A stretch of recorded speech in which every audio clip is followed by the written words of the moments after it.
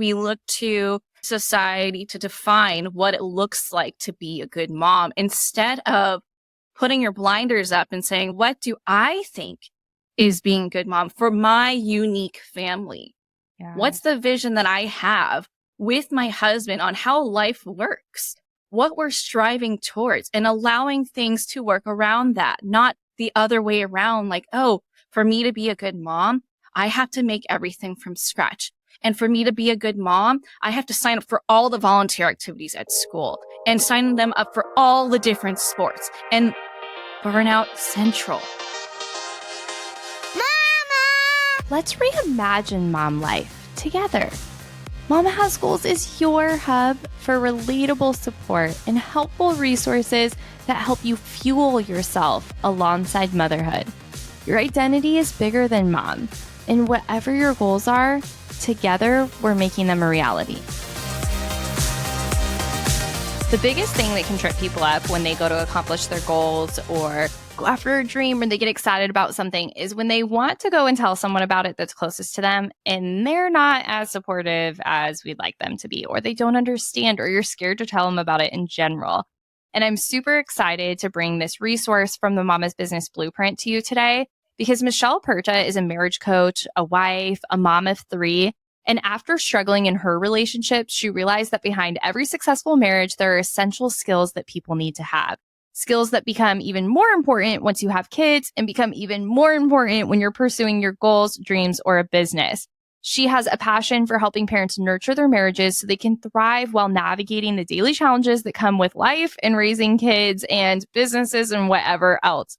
She helps parents shift away from co-parenting roommates and having arguments that go nowhere to be able to enjoy your marriage while the kids are still young and have a marriage that serves for a model on how a healthy relationship works all the way up into the old years when you can support each other.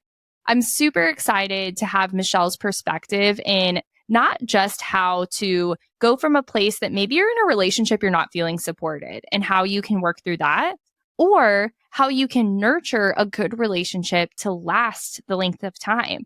Also, how you can stand up for your dreams, goals, visions, and what you want to achieve and what's next for you. So this is a great conversation if you're looking for more support around pursuing what is on your heart. Listen in because Michelle is a great resource. If you choose to join the Mama's Business Blueprint, you get to book a 1-hour call with Michelle where she can support you in exactly where you're at with your dreams and goals right now. So dive in and listen. So much fun. Michelle, from our launch event and you just like stealing the crowd with all your takeaways to now working together in so many other ways, always good to have you here. So thanks for being here and pouring into us. Thanks so much for having me. I'm super excited. We know that it is so hard to do life alone. And so often, some of us are grateful to have a partner, but sometimes that partner can bring stress too. And especially if things aren't going well or you're going after your goals and it's not in line with your partner, there creates like all these dynamics. So I'm super excited to just break down what that's looked like. But I want to first just get a quick snippet on how you got to helping women doing this. A lot of personal experience and struggles, and a lot of wanting to help people not have to go through the same struggles for as long, or just like wanting to really help them set their life up for success, for satisfaction, joy, and also let that ripple out to their kids so they know how to have healthy, successful relationships, and then everyone around them to just raise the bar on what it means to have a healthy relationship and not just accept status quo, like, oh, marriage is hard, and just normalize all these struggles when really there's a solution to them. And it's about learning the skills to have a healthy, successful marriage. Yes. And what I love that you bring up is like specifically the word relationship and how that can ripple into your kids. Because just like our goals, when we lead by example, then our children can see that from us. And relationship doesn't just mean like you and your husband or your partner. It is your relationships in your life. So your relationships with yourself, your kids, like everyone else. And obviously you specifically work typically with married couples, but it starts with you, right? So let's talk a little bit about that. Like, how do we give a little tough love that it starts with you? Yeah, everyone can relate to this. As moms, we often put ourselves last. we give ourselves the crumbs or maybe not even anything at all. And we start to see that life becomes and feels hard, right? The tantrums, the arguments with your spouse, and it just seems overwhelming. And sometimes we just put a Band-Aid on it. Oh, if I communicate better, then it will change. Or if I'm calmer with my child and I spend more time with them, then it'll feel easier. But we're not taking a look at it holistically. We need to back up and be like, what is the common denominator here? It's my well-being. So that's where you come into play. When you take care of yourself, it's easier for you to be like, oh, I remember this is how I want to communicate. Instead of being in this place where you don't have the capacity to pull out your communication tools, show up as someone who's understanding, compassionate, clear, and assertive, and take everything personally instead and do that back and forth and allow the conversation to spiral into something that it's not even related to the original issue, and not view your partner as a teammate, but your enemy. Right. That all comes back down to, what are you available for? Yeah. Same with your kids. And so when we do things to help ourselves, to proactively do things to help our well-being, right? I talk about reactive self-care and proactive self-care. We need to do more of that proactive stuff, right? Yes, it's great to go get massages, take a bath, all that stuff, but that's always in reaction to, oh, I'm stressed, I need a reset, right? But there are things that we can do to set ourselves up to live life proactively, right?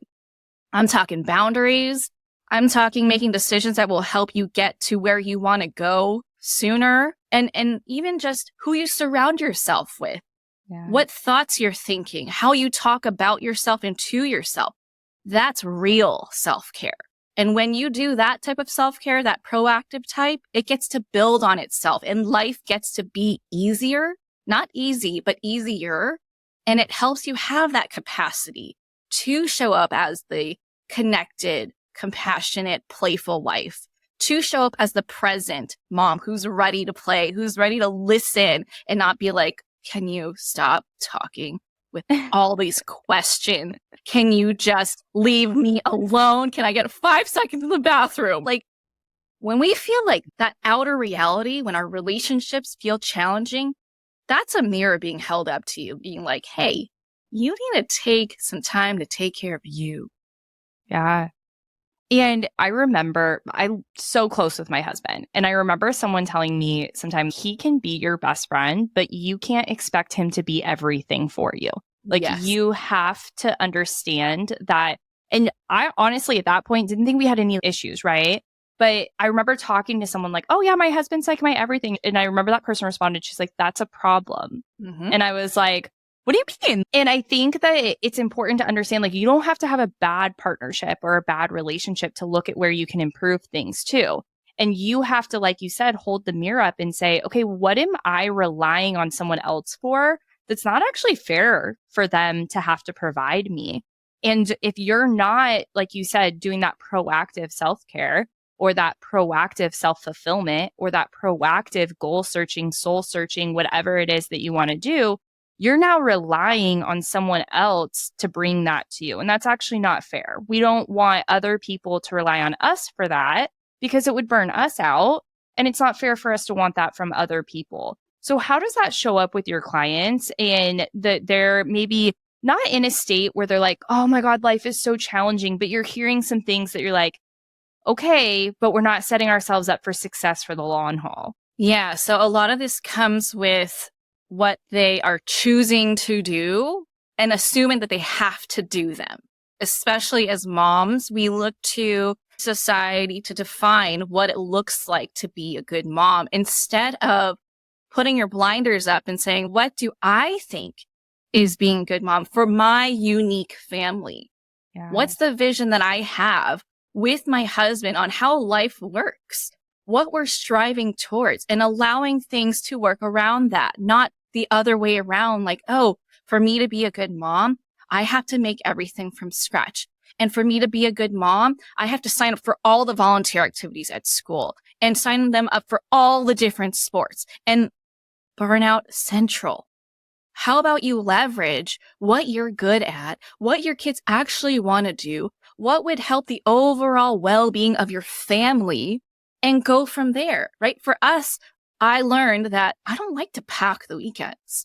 We'll have one organized thing each day at max because Yeah. I love to leave room for spontaneity, for those last minute plans that we can come up with. Oh, friends are wondering what we're doing. Oh, come on by. I don't want to trap myself and feel like I'm just going from one place to another, because that's pretty much what's going on during the week, right?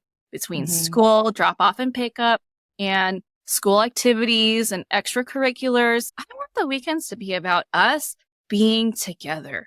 So what Yeah. does that look like, right? Go back to what your intentions are and what you desire for your family, and let that be the driver. Yeah. I love that you bring up the common vision. We talk about that so much because if you guys aren't aligned where you want to go, then that makes it really challenging.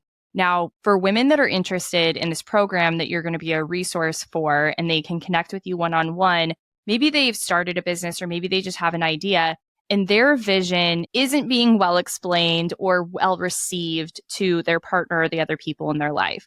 How can someone pursue what's right for them when the people that are closest to them and have to be connected with their life maybe aren't understanding yet? Yeah, so I love this topic. I actually talk about it a lot, about how to build a business without breaking your marriage. And it all comes down to, what's your approach? A lot of times when we want our partner to understand something, it's very much of a pushing nature. Take all this stuff I'm giving you and receive it with open arms.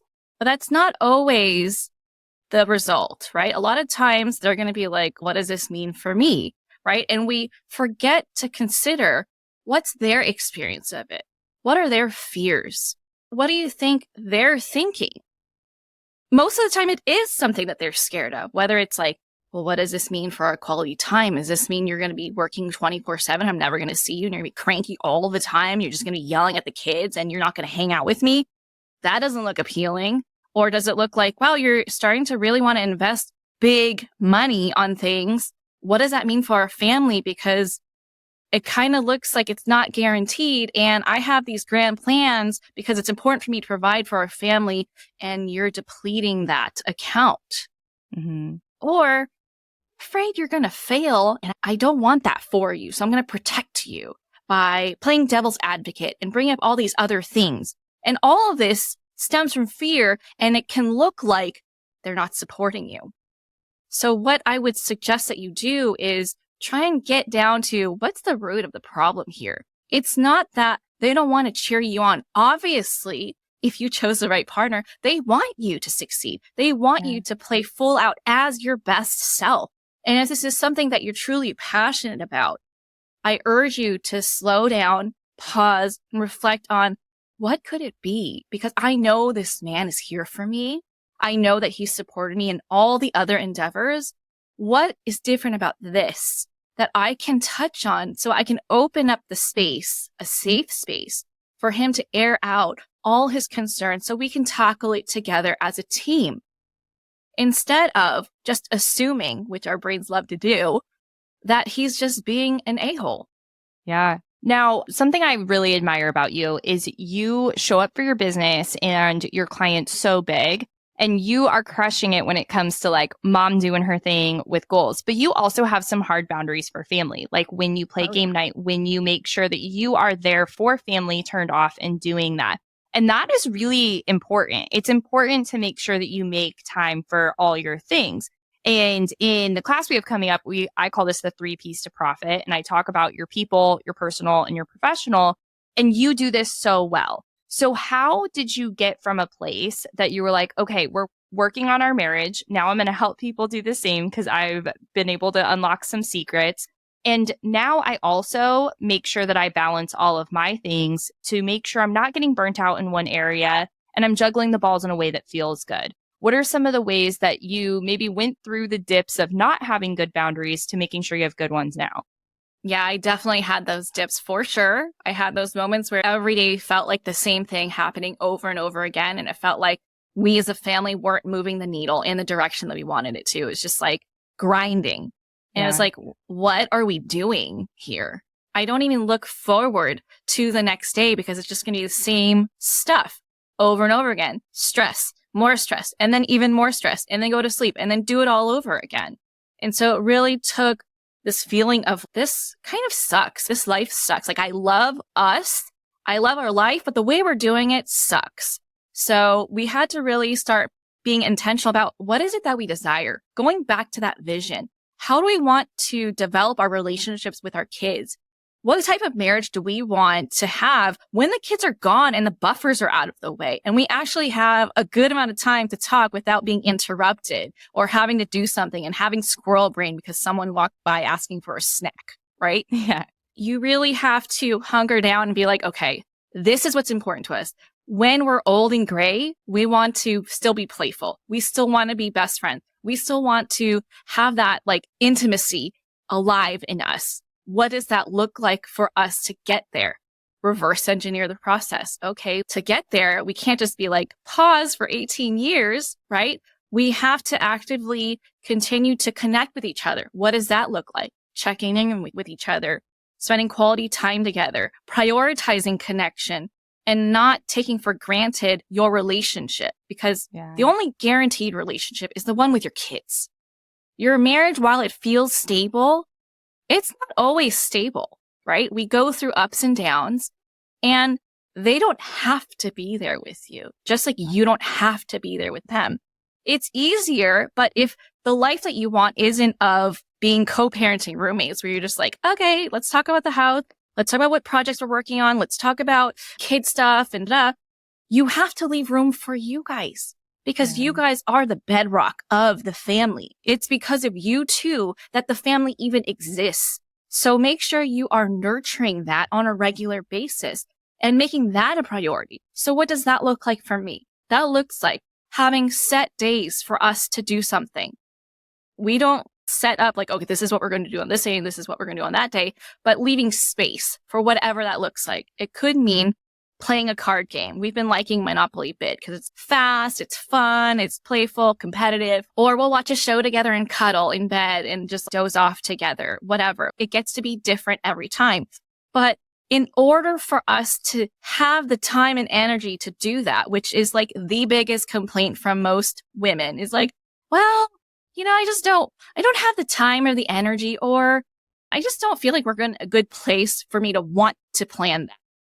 It all comes back to you, right? Like if that's your intention to connect, you cannot run yourself ragged, deplete yourself of all your energy and be like, sorry, hubby, I'm tapped out. We'll try again tomorrow. But then that's like the same thing every time. So it never happens. So if you have a dedicated day for when you're going to connect, make that day easy. If you're the one that prepares dinner, make it a simpler meal. Have a set routine so the kids are in bed by a certain time and honor that. Even tell the kids if they're struggling, hey, it's time for mommy and daddy to hang out. It's time for you to go to bed. If you're not tired yet, read a book while you get tired, whatever. But right now, it's time for you to stay in your room. Yeah. And make sure everything is structured to make that happen. And I love that you say that you leave some room for flexibility. Because as you're talking, I'm just thinking about as women go and they build these businesses or they work through their goals, I don't want to call them hustle seasons, but seasons that you're maybe busier. You're trying to get certain things done that week or that month even. But that doesn't mean that there isn't time. Like you were saying, even with Monopoly Bid being a faster game, you can find 20 minutes. Like you can reprioritize your day for 20 minutes or even 5 minutes, but 20 minutes, like you can find it. And it's really just finding that time in your schedule and that it doesn't have to look the same every day. Like you're not going to be hustling in your business every moment that you have away from the kids and your husband every single day, 7 days a week. That's just not, we don't advocate for that here. That's not real life. So it's saying, okay, maybe on Tuesdays, that's your really busy working day. Thursday, Friday, you're kind of like, I got the rest of the stuff done earlier this week, and I'm really turned on to family and marriage for Thursdays and Fridays. Those are my days. And I think remembering to look at your week as a whole, it kind of reminds me when my kids were really young and they would have the days that they weren't eating. And someone told me once, they were like, rather than focusing on what they ate in that meal, focus on what they ate in that week. And I feel like it's the same thing when we think about pouring into ourselves, our relationships, rather than focusing on that one conversation you had on the couch Tuesday night with your husband, or the fact that you had some work to do. Think about, what am I doing this week? What am I pouring into my family, myself this week? What are some things, you said game nights, watching a show. What is something someone could do today? They're listening to this. They're going to go home. I hear people say these things like, put your hand on your husband's back, or things like that. What are some things that they could implement today without changing their schedule at all to just show a little more connection, love, and prioritization? Okay, this is my favorite. This is especially really good when you feel stressed and you just want to feel connected. It's just a hug, but not just any hug, not like a drive-by hug. Okay, bye, have a great day. But hug long enough for your bodies to feel like they have relaxed into each other. It's usually around 20 seconds. If this isn't something you're used to, it could feel really awkward, like, when is this over? But trust in it. Just trust it and let him know this is what you're doing, because he might be like, what the hell's going on, right? Why are you still hugging me? But just bear with me here. Try it. You'll notice that you're like, it's almost like a co-regulating exercise, actually. You stop in the moment, time stands still, and you guys are just together. You're connected physically, emotionally, and it's game changing. Yeah, I love that. Okay, so I want to play devil's advocate though, because I'm thinking of a couple women that I've had conversations with in our community, and they're feeling super distant from their partner, right? Fair. So walking up and being like, hey, I want to do like a long hug just might not work for some couples. For someone that's like, that things are going okay, that's like perfect. Or maybe that person's willing to work with you. If you're feeling like you're kind of alone in this, then what is something that person could do? Yeah, okay. This is something that might feel stretchy for some of you. And okay, I'll tell you it first, and I'll tell you why it's stretchy. Ask them what you can do to support them. Now, this might feel stretchy because if you feel distant, chances are you might feel resentful, and that's what's causing that distance, right? And when we feel resentful, the last thing we want to do is give another inch, right? We're like, no, I'm standing firm. You got to come my way before I even do anything else for you, because I have done so much. Okay? A lot of stuff going on here. When we do things for our partner, that doesn't necessarily translate as I care for you. A lot of times they're not even asking for you to do those things, right? Back to when I said have to versus choose to, that's one of these moments, right? Doing something for your partner is not the same as doing something with your partner. It does not automatically equate to connection. However, if your marriage is incredibly important to you and it's truly a priority to you, like you say it is, it shouldn't matter what your husband is doing. If you care about it, you're going to do your best. That's what you can control. For you to play the waiting game, that's saying your actions are not aligned with your priorities. Yeah. And what if he's waiting for you? Or what if he's just totally oblivious, that like some guys are, and thinks everything is fine? Meanwhile, you're stewing in your head like, oh my gosh, our marriage sucks. I hear that a lot, right? Like guys like, I don't get it, we're fine. But if you're not okay with it, take the first step. Take the initiative. You have the power to do that. This is not you waving the white flag. This is you saying, I care deeply about our marriage and I'm going to do something about it. And you take that first step and have him meet you there. Oh, so good. So hug, or if that doesn't feel good to you, asking, how can I support you? I absolutely love that. Now, for the women that are so excited to get into this program, get on a call with you and have you support them directly, but they aren't sure how to have this conversation with their partner. Maybe it's your 4 R's of healthy communication. Maybe it's something else that you want to leave with them. But what could they do to help nurture this conversation to say, hey, this is important to me and here's why I want to be a part of this program? The best thing you can do is lead it back to your vision. When we talk about what we desire and we play it full out, this is why, this is the life that I want to build with you, they can get more on board with that than, hey, I don't like that this is happening and I don't like that and da-da-da-da-da. This is when I want to stop. Go back to your vision. What is your vision? Figure out what his vision is. Figure out where you align and speak to that, right? And also bring up those concerns. let him have that safe space where you are truly there to listen and understand and acknowledge, offer compassion, and talk those things through. Because the best version of your marriage is for both of you to be happy. So what does that look like, right? There are ways for you to communicate what that looks like without shitting all over your marriage, shitting all over your life, because he could feel really proud of what he's accomplished to get to this place. So you don't want to discredit anything that he's done. All you're saying is, I think we can do more. I think that we can be happier. And this is what I want for us. And this is how I'm going to do it. Can you support me? So good. I love that you bring up that they could feel like, why do you need this in addition? Not because they don't want that for you, but because they're wishing that they could provide it in entirety for you. And that kind of goes back to what we were saying before, is it's really no one's responsibility. And allowing yourself to just both be multifaceted, have human feelings, have human emotions, and work through that. Michelle, I could talk to you always, forever. So good. Make sure if you want to hear more of this conversation, you get in this program to connect with Michelle directly. But also, Michelle has an amazing podcast. So you release episodes. Give me the schedule again. But Marriage and Motherhood podcast, everywhere you listen to podcasts, go and listen to Michelle because it's so good. Every episode comes out on Tuesday. So definitely catch that if you are wanting to work on your marriage, even if it's good, right? If you want it to get to great, or if it doesn't feel so good and you want it to get to great anyway, that is a really great place for you to learn from me, from other resources like Kelsey. She's on there to help you with communication, with being able to feel like you're leading yourself, self-leadership, and also partnership. So go check it out. Let me know how you like it, and let's connect. And if you wanted to leave these women with just one more tidbit of inspiration to really go after whatever's calling them, what would you say, even if it's not from your professional experience, just your personal?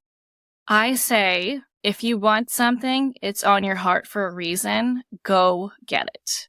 Because regret is a painful thing to live with. And I'm sure you've seen those videos where they interview older people.